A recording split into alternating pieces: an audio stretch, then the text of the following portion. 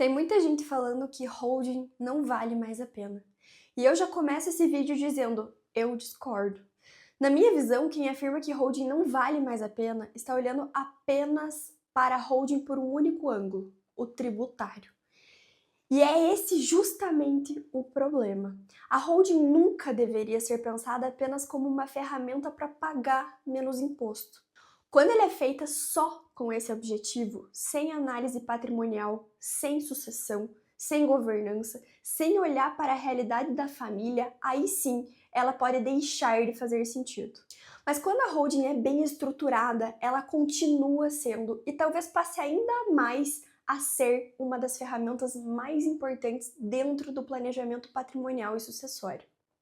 Eu sou Ana Cristina, advogada especialista em planejamento patrimonial e sucessório. E hoje eu quero conversar com você sobre uma pergunta que muita gente tem feito aqui no escritório. Afinal, holding em 2026 ainda vale a pena? E a minha resposta é: vale. Mas não do jeito automático como muita gente fez no passado. A holding feita no copia e cola, sem estratégia, sem estudo, sem conversa com a família e sem entender o patrimônio, essa realmente tende a perder espaço completamente. Agora, a holding construída dentro de um planejamento sério continua fazendo muito sentido. Primeiro, porque planejamento sucessório não é só sobre imposto, é sobre organização, é sobre evitar conflito, é sobre dar clareza para a família, é sobre definir regras antes que o problema apareça. Muitas famílias só começam a discutir patrimônio quando alguém falece, quando já existe um inventário em andamento. E aí tudo fica mais caro, mais demorado e mais difícil. A holding, ela entra justamente para mudar essa lógica. Em vez da família discutir o patrimônio no momento da crise, no momento do inventário, ela passa a discutir enquanto ainda existe diálogo, existe lucidez e existe capacidade de organização desse patrimônio. E isso faz totalmente a diferença. Quando uma família estrutura uma holding, ela consegue reunir bens, participações societárias, imóveis, investimentos e outros ativos dentro de uma ou mais estruturas que tendem a ser muito mais organizadas. Mas mais do que isso, ela consegue criar regras claras para o futuro. E aqui entra o ponto que eu considero mais essencial. A holding ela não caminha sozinha. Ela deve vir acompanhada de bons documentos societários, a exemplo de um bom acordo de sócios.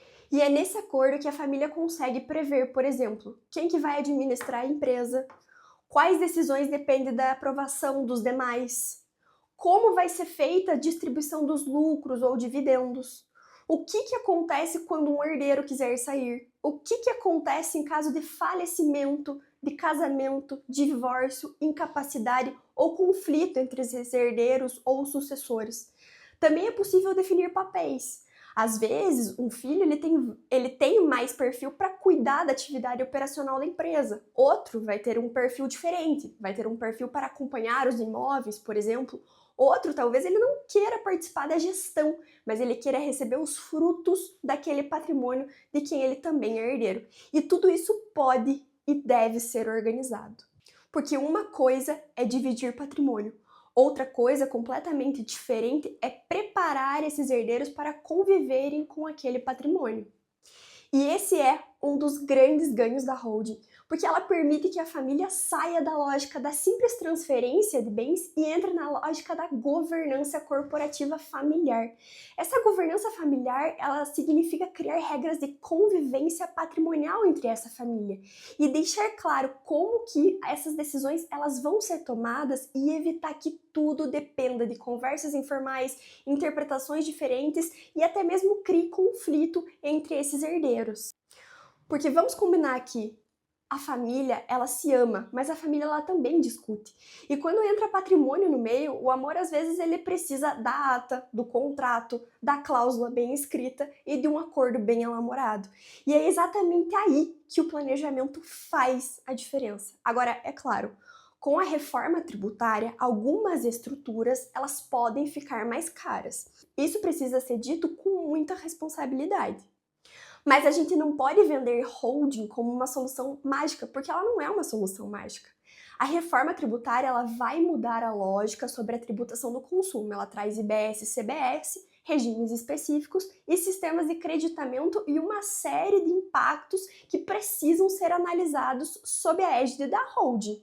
Então, sim, algumas holdings podem ter aumento de custo. Algumas estruturas que antes pareciam ser vantajosas, elas podem precisar ser revistas. E talvez aquela holding criada há alguns anos atrás, sem muita análise, ela precisa ser ajustada para essa nova realidade que vem com a reforma. Mas isso não significa dizer que a holding deixou de valer a pena. Significa que acabou a época da holding feita no automático. E sinceramente, eu não acho isso ruim, porque uma holding nunca deveria nascer de uma fórmula pronta. Ela deve nascer de uma pergunta: qual problema essa família quer resolver? É sucessão? É proteção patrimonial? É organização dos imóveis? É continuidade da empresa familiar? É evitar inventário? É preparar os filhos para essa gestão futura da empresa?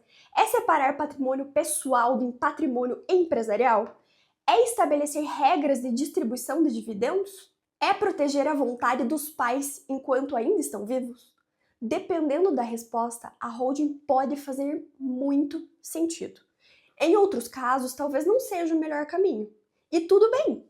Planejamento sucessório sério não começa pela constituição de uma empresa, começa pelo diagnóstico, começa entendendo quem é a família, quais são os bens daquela família, quais são os riscos, qual é a relação entre esses herdeiros, qual atividade exercida, qual é a expectativa dos pais e qual é o cenário tributário atual e futuro.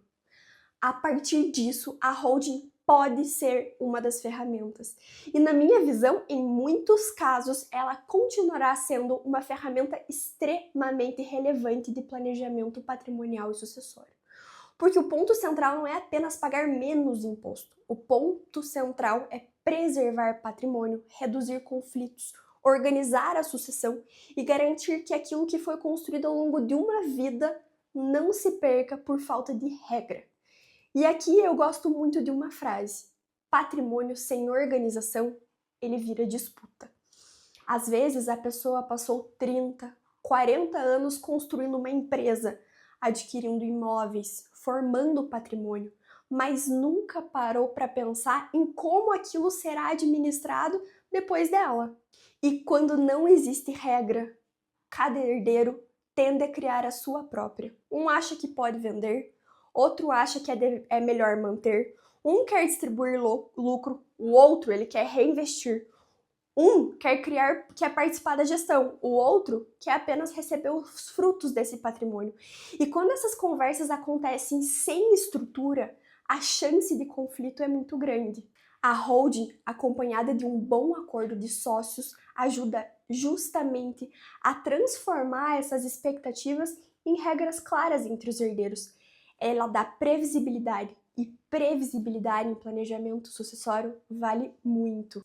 Então, quando alguém me pergunta se ainda vale a pena fazer holding em 2026, eu respondo: depende do objetivo. Se o objetivo é apenas buscar economia tributária, talvez a resposta precisa ser analisada com muito cuidado, levando em consideração a reforma tributária. Mas se o objetivo é sucessão, governança e organização patrimonial e até mesmo proteção da vontade familiar e continuidade daquele patrimônio, a holding não só continua fazendo sentido, como ela pode se tornar ainda mais importante. Porque quanto mais complexo fica o ambiente tributário e sucessório, mais necessário se torna planejar.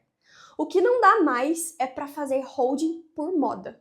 Não dá mais para criar uma empresa patrimonial sem estudar a família, sem estudar os bens, sem estudar os impactos tributários que aquela holding vai criar, sem pensar no acordo de sócios, sem prever uma governança familiar entre aquela família e sem entender o que a família pretende proteger.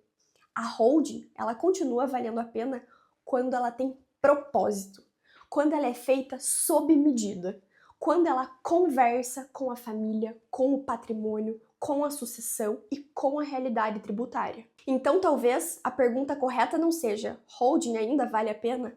A pergunta correta é: a minha holding foi bem planejada? Ou ainda, A minha família tem regras claras para o patrimônio? Porque no fim do planejamento sucessório, não é sobre antecipar a morte, é sobre organizar a vida. É sobre proteger aquilo que foi construído, é sobre evitar que a próxima geração receba não apenas bens, mas também problemas. E uma holding bem estruturada pode ser um instrumento muito eficiente para isso. Por isso a minha visão é: em 2026 a holding continua valendo a pena, mas a holding técnica, estratégica e personalizada para aquela família, não a holding feita no automático, porque o que perdeu força não foi a holding, o que perdeu força foi o planejamento superficial.